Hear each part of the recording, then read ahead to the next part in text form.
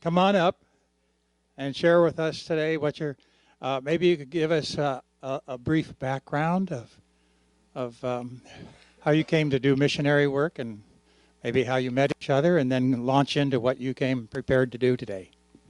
Thank you so much. I just want to say good morning, and it's great to see you all. This is a well-attended class. It's really fun for us to be here. We have had a week of kind of bridge indoctrination. And it was funny. Last Sunday, we were in 2 different classes, and as we're driving in, Bob says to me, "Now, where do we go?" And I told him what our note said, the room we were supposed to go to in what building. And he says, "What is that?" And I said, "It's the atrium." You know, they don't call things. So we came to EV Free to speak in the atrium, and everything is a little bit different. So if we're confused, it's just, because of that. But during the week, for 2 days, we came in and we had a chance to meet Dave Cohen, who is your new, not missions director, your new global, what is he? Global. He's global something. And so he's in charge of those of us who are doing missions globally. And we were so encouraged by his heart for missions. And then he said, our senior pastor, Andrew, wants to meet you face to face. And so we had an opportunity to meet your pastor. And Andrew has the same barber that I have, too. Yeah, he does. But you know what? He's got a great heart for ministry. And we were so encouraged to see the direction that the church is taking. So anyway, it's great to be with you. And the advantage of seeing you almost once a year is you don't look much different. You know how when you go and you haven't seen like a grandchild for a couple of years, they were here and now they're here. That doesn't happen to you because we see you every year. So we're hoping it's the same for us. But thank you for having us. We appreciate it. So we're very glad to be here again. This is one class that knows more about us than probably any other church or any other support group that we have. We've had contact for many years, and we come back here regularly. Before I get started, I need to ask what time I'm supposed to be finished. Does anybody know? What time? 10:25. All right. We will, yeah. Okay. We're gonna roll here because today we brought a bunch of pictures. We're gonna tell our story in pictures. Have you ever, if you've been an athlete, Jack, you always like to see, you'd like to see me here. All right. You always like to see the highlight film, right, Jack? Why? Because everything on the highlight film is great. Nothing ever goes wrong. The dunks always go, and the football always goes right in the middle of the goal post. And, I mean, everything is perfect. And so that's what you're going to see. You're going to see the highlight film. But you're wise enough to know that there's a lot of nitty-gritty, hard things that happen in your lives and our lives. And there's also a tremendous amount of work behind the scenes and things that you don't see. And for that reason, we are so grateful for this class that has been faithful to pray for us, because we wouldn't have the highlight film if we didn't have people praying and if God wasn't helping during the hard times. I mean, I've been robbed 3 times. I'm often in places that are very, very dangerous. I don't look very Muslim. And so I'm in Muslim countries. There's several countries we work in. We can't even tell you the name of the country. A lot of things that are happening that are incredible. More miracles are happening in Muslim countries right now probably than any other place on earth, people coming to Christ. And great things are happening, and you just need to know that it's just wonderful. Thank you for praying. So that's how we're starting out. So we're going to show you some pictures here. Can you see that clearly? We are, I'll give you the little background real quick, even though most of you probably know this, but when we left Hume Lake in the middle 90s, God dropped us right into the middle of a revival time in the former Soviet Union. Soviet Union was 18 countries. And we were asked to be in Moscow. I won't tell that story, with the government, working with their education department, because they had 38,000 camps that were a part of their education department. 38,000. Every Soviet person went to camp 2 weeks out of every school year their entire life. So camping was right in the center of their DNA. At the same time, there were people that were coming to Christ in huge numbers. You could never find a place to sit in a church.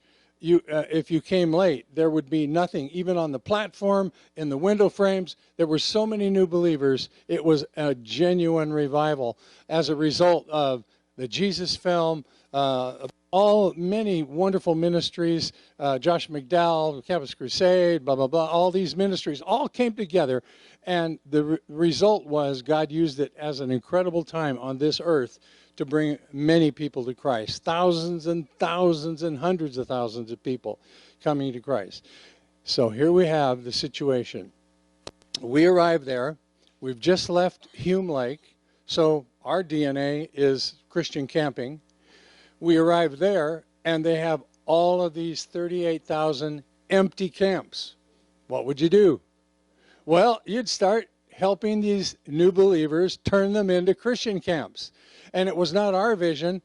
It was somebody else's vision that we joined, and we started, and I taught the training for programming, and this other person did the administration. You know, a camp is everything that a resort is, with registration, food service, maintenance, all that. He did all that, and I was asked to do the programming and wrote materials for it. We started training people. First, we taught 3 churches on the Black Sea that had camps near them how to go and change them into Christian camps. And then it was 15 camps. And then it was 35. And then it was 100. Then it was hundreds. And today, thank God, because we're not smart enough or good enough in any way to do this, but thank God there are 1,300 camps today that are Christian camps. Now, many of these camps were summer camps because they didn't have the infrastructure for winter and severe winters over there. And so the thing that they would do, these people would come back and they would say at our next training seminar, and basically we started by doing training seminars, about 2-week-long seminars for these people, and they would say, what do we do the rest of the year? And so we started directing them to all kinds of ministries. Now, camps are a lot to do with sports and activities, kids camps especially. And that's my training and my background. And my original time before we got married was I played on an international team that played Olympic teams around the world. But in one summer, we played in 9 countries of Asia. And I've been in, when you look at the Olympics, we were there in the middle 60s playing against their Olympic team in some of those same arenas that you'll see, and God used it in a wonderful way. But sports is a part of Christian camping, so the one thing we started doing was bringing ball teams over, like I'd been on evangelistic basketball teams, playing against their top teams and everything down to little village teams. And we were having a great time with that, and then we realized that the #1 sport over there is what? Soccer football, they called it. So we started soccer leagues, and we did them on the streets. And we had, in basketball, we would have three child teams. I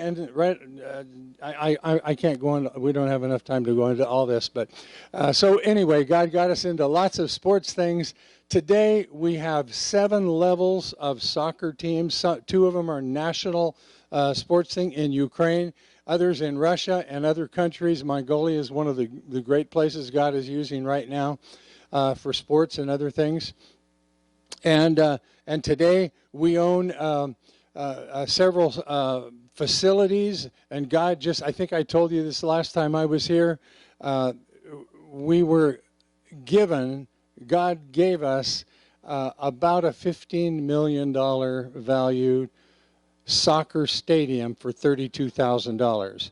And we own it now, and we're running it, and we have all 7 levels, and our guy that runs the whole thing is such an evangelist. He leads kids to Christ just regularly. It's very exciting. You'll see a couple of pictures of that. So, and then we've got into orphanages. If you can't be in orphan work when you're in that part of the world, because every city has them. One city we know has 30 orphanages, a city of 1 million people. And so a lot of these people the rest of the year, now I'm telling you what they do when it's not summer. And so it's gotten into orphan ministries. We do marriage and family conferences. We do leadership conferences for pastors. We've trained about 3,500 pastors in a 3-year course. And that's how we got into Mongolia. My boss is telling me I better get to the pictures or we're going to have no more time. So I'm going to show you, start off with this picture right here. And you'll see my smiling face in the back. And all these are one of our ministries in Kiev, Ukraine. And this particular ministry, these are all of our staff there. And we target the up and outers, we call them, the government and wealthy people. They go to English classes, and it's a nice way to help to change a nation, because these are the kids that are going to have all the breaks. Half of them are drunk and drugs and all this stuff, and the parents say, we don't care if you're Christians, we're going to send them to your thing anyway. And so we have camps, and that's the one we've told you before, that we partner with Chick-fil-A, who supports a lot of our ministries in this particular ministry. So that's one picture in Ukraine. And as you're going to see in these pictures, it's all about people. We can tell you about organizations and all the big things happening, but when it comes down to it, it's about people. It's about people that we have a heart to minister to, and God has given us the ability to select people out of the thousands that want to do things, that have a leadership ability, and then we pour our life into them. And we have 17 different ministries that we spend most of our time with, and with social media, we're able to have contact every day, literally every day, with several different places in the world where we're administering and counseling and so forth. Next picture, I have it right here. I don't have to ask for it. There we go.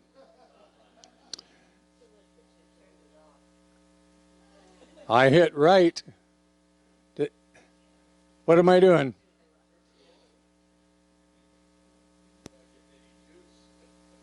We may not be having pictures. All right, I want the next one. Oh, there it is. Well, I think we skipped several pictures. Let me see if I can go back.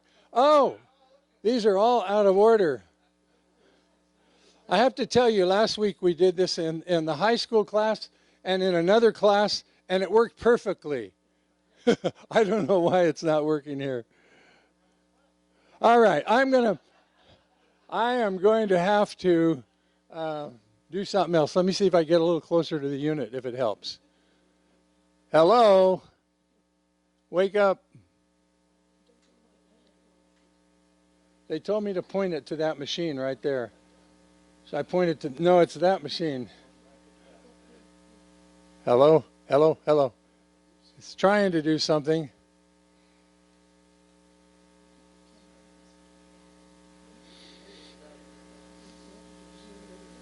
Shows the battery is half dead, but it's got half.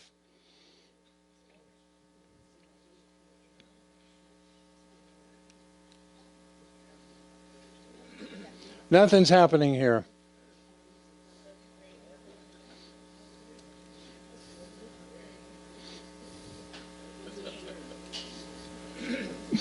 So much for the highlight film.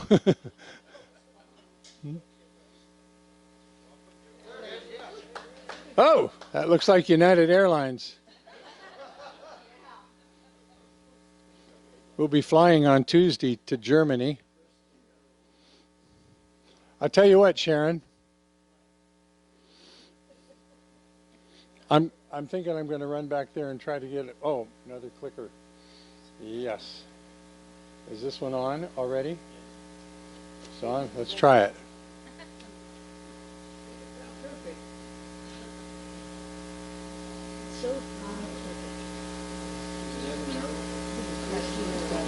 I'm hitting the arrow, hitting as hard as I can. Oh, you got help coming now. You figure it Okay, out. Sharon's going to take over. This is what usually happens. She makes it out. I have no idea where he was headed with what all he told you in his introduction. But while he's figuring it out, just let me tell you, and this is kind of personal, about where we are. Is that better? In our ministry, because you know our age, because we all grew up together here in this church, we've had to really think through what is wise for us to do, and when it comes to all the travel and all the things that we're doing, and our role has definitely changed in our ministries.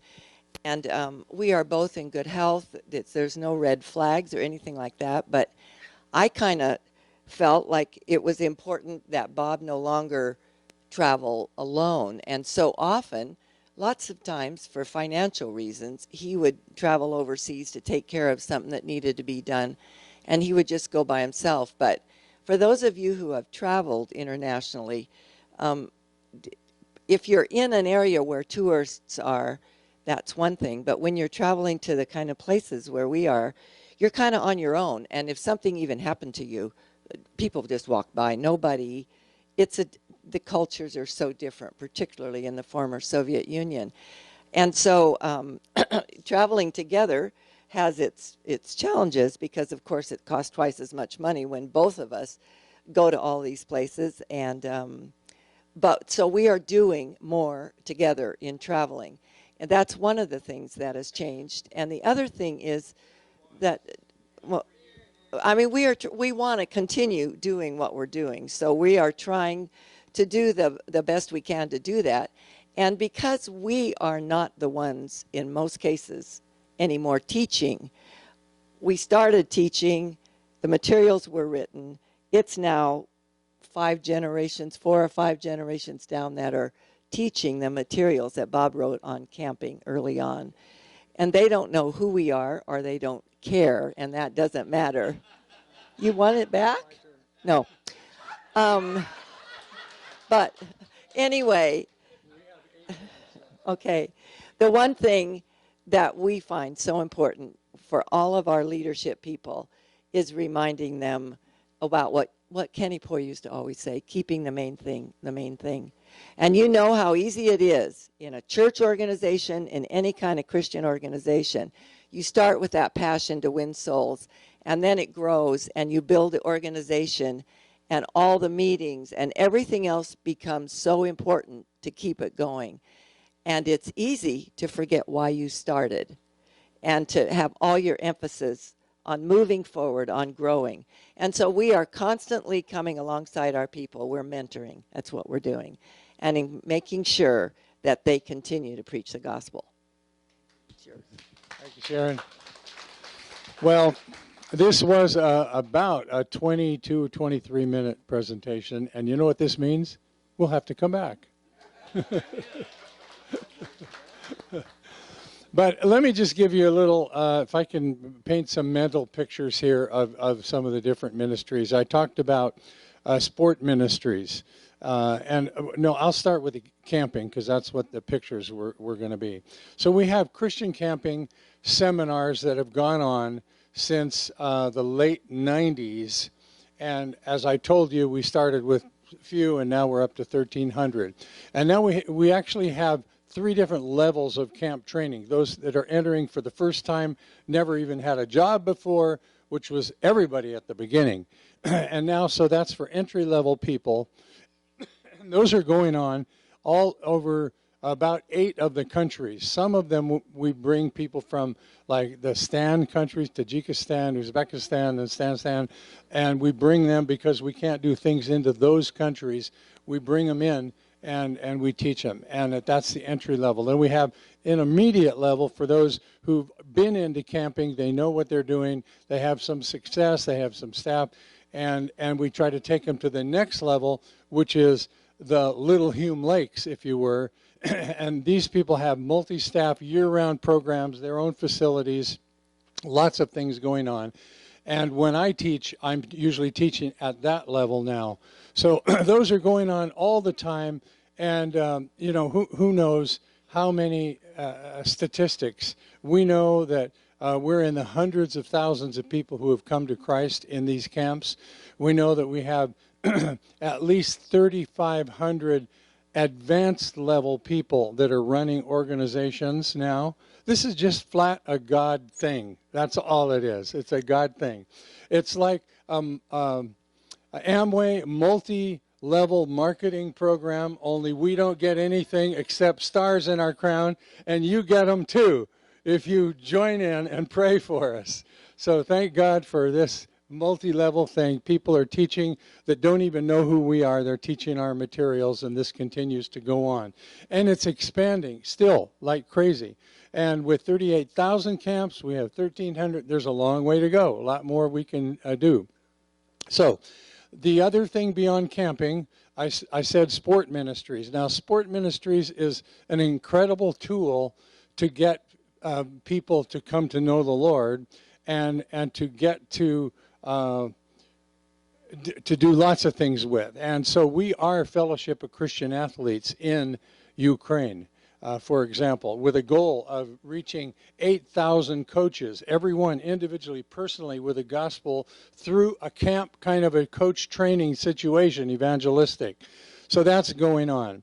And all these relate to people. You know, if we had the pictures, you'd see the people who are running these different things. They're all young, like that last good thing you got to see one picture.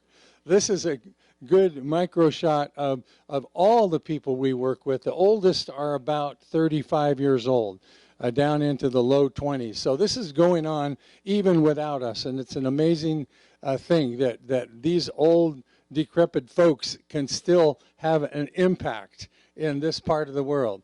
And the other thing is, in most of the world, by the way, old people are respected and honored and all that. That's a nice thing too. And so then we have the orphan ministries, and I think we've told you a little bit about this before. Several cities where we have orphanages, and we have people that are volunteers who come in and adopt in the facility 2 or 3 children to kind of make them their own. They visit them regularly, have them in holidays, help them with education problems, whatever. And we have several hundreds of those people just out of one ministry alone. And there are many people working with the orphans in different countries in different situations. We have another place where the gal right in the heart of Siberia, where she brings children. She has this is a city with 30 orphanages. She goes in, shows different kinds of VeggieTales, Christian VeggieTales translated into Russian, and the children that respond, she grabs them and says, "You need to come to my house for a Bible study." And for 1 year, she gives 12 girls and 12 boys intensive Bible study, so much more that I guarantee you they know more than 99% of the kids that grow up in our churches. They know more about the Bible when they're done. And it's an incredible way to get these orphans loving the Lord and living for the Lord, and then into Bible colleges and all these kind of things. So orphanages is a big thing. The sports ministry has a life of its own. I already told you about Fellowship of Christian Athlete, but I'm going to tell you a little bit right now about Mongolia. Only got a couple more minutes here. Mongolia is a place out of the whole Soviet Union that we never thought we would be in, but we've had tremendous response there, teaching our advanced leadership course to 35 pastors.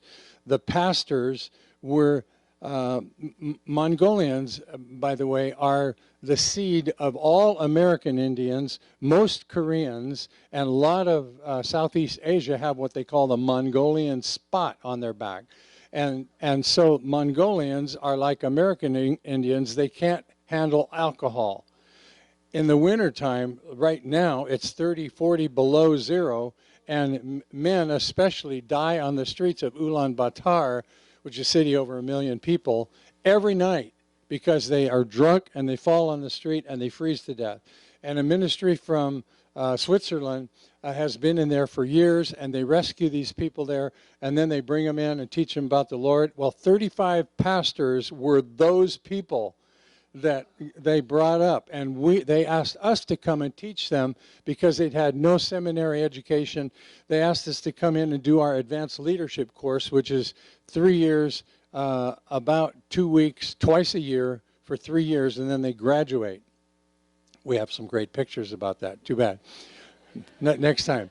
And so we finished about 3 years ago. We finished teaching that, and these men and their wives are fired up for God. It's a clan society, so if the head of the clan comes to Christ, 100 people come to Christ. And it's also Bedouin people. It's a desert, the Gobi Desert, most of the country.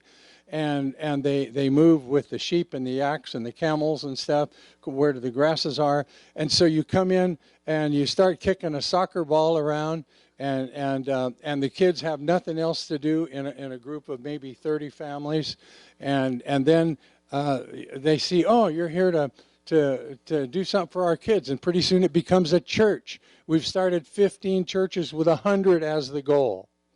And that's where we're going to be. And on Tuesday we leave for Germany, and we're bringing people in from Ukraine and Mongolia. We're having a strategic planning thing in Germany in a place where we help to build a camp.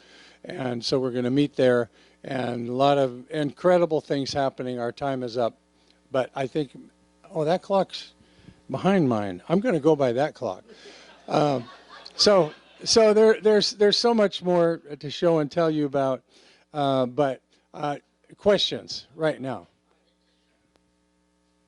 I have one question. I don't know whether you would want to answer this or whether Sharon would, which is best for us to hear. I'm best. Well, she may have a different opinion. I know, that's why I said that. The question I have is, both of you have done marriage counseling, correct? Yes. Marriage seminars in different countries. Many countries. In many countries. Okay, can you, either one of you, give us information on the most interesting marriage seminar that you've done because of the way people have reacted, their culture or what have you? That would be Sharon. That would be Sharon. You know, when you're in different cultures and you're trying to help them, and it came about because they came to us and said, we don't know how to do this. Their parents were all atheists. They hadn't seen Christian marriage modeled. And so they said, how are we supposed to do this? So we went home and figured out, okay, how did we do this? And we are not counselors for the difficult things, if you understand what I'm saying, and we don't pretend to be. But we wanted them to know what God's Word says about how we are to live together in marriage and raising our children. And in Armenia, we were teaching this. And in Armenia, one of the interesting cultural things is that the mother-in-law lives in the home or nearby, and she is in charge. And she can even take the children away from the daughter-in-law, the mother of the children, if she doesn't approve of how they're raising them. But the thing that's interesting in a marriage situation is that the husband will do what the mother says, not the wife. And so for them, it was really hard to, we just read the scripture, which makes it very clear, you leave and you cleave, right? We all have heard that. But it was a pretty difficult thing. But in Mongolia, a man came up to me after the seminar, and we were trying to teach them. One of the things that we encourage is caring, just caring for each other. It's easy. It can become easy to live together and be nicer to the neighbor that you hardly know than the person you're living with. And in a culture that's man-dominated, which is almost all of these, that's like a concept they haven't even considered, actually really caring in loving ways for their mate. And so we tried to give examples of that, like opening the door. I mean, things that you and I understand, but there's no concept of that. So we had tried to say different ways that you could express how much you care for this person and love this person by the things that you do. And during a break, somebody had come up. Bob and I were sitting up in the front, and it was a small building, and it was jammed to the back with all these wonderful leadership couples that we were working with in Mongolia. And somebody came up and gave us each a bottle of water. Now, I don't know about you, but I've got a little arthritis in my thumbs at this point in my life. And I was just holding it. I was talking to somebody. And Bob reached around me and took the bottle out of my hand and opened it and put it back in my hand. I was hardly aware of it because he always opens a bottle for me. Isn't that sweet? And I drank it. And this man came up to me afterwards and he said, I think I understand what you were saying about caring for each other. And I said, well, I'm glad to know that. This is through an interpreter, of course. And he said, I watched your husband open the water for you. So sometimes it's a simple thing that teaches. You know, it's fine for us to say it, but we better live it in front of them because they're watching us.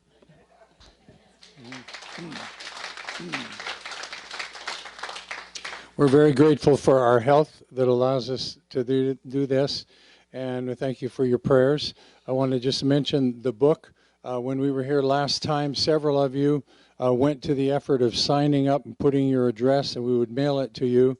And we have about $5 in the books already, and to mail it would be another $3, whatever. So I decided I'm going to wait till we come here. So if you sign that paper, be sure to get a book up here at front. And if anybody else is really interested in reading, I promise you're going to really read it and then pass it on. You may come up and get a book. Yes. Have you ever met a Mongolian that's taller than you? There's a famous Mongolian that is 8'2". I have him on a picture, but not these. But most Mongolians are about like this. Yeah, and that's true in most of Asia. Oh, they're huge men. Yeah, yeah. Genghis Khan was, I would guess, 375 pounds. You know, yeah, they're big. They're big men, and they've won gold medals for Greco-Roman wrestling. That's their big sport, and they're very tough guys. We got a picture just a couple weeks ago where they wanted us to see a boys' camp that they had this winter. It was 20 degrees below zero outside, and they all ran out in their swimsuits to the river that comes right out of Lake Baikal in Siberia, so who knows what the temperature of the water is. And they crashed the ice, and then they jumped in one at a time and clapped for each other and then ran back in. So they're tough guys, and they love being tough. Anyway. All right, I think we're done. Thank you, Bob. Thank you, Sharon. Good to have you back again and sharing with us. Any particular prayer requests you would have for us? Any top? Travel is more of an issue. You know, I've flown at least 3 million miles. I'm really sick of flying. The thought of it just whoops. She's all right. The thought of it just kind of turns my stomach. And so pray for traveling situations. And I'm increasingly having a tough time when I go around the other side of the world. It's the opposite time zones. And then when I come back and then go back to other time zones, it's taken me longer and longer to get used to it. And then I get kind of a little, I've never had a headache, thank God, but I get a little kind of a vertigo situation. Sounds like you need some margin, Bob. Anybody agree there? Margin. We've had a series from our pastor about making margin, time for things in your life. We get too busy. Uh-oh. All right. Thanks again.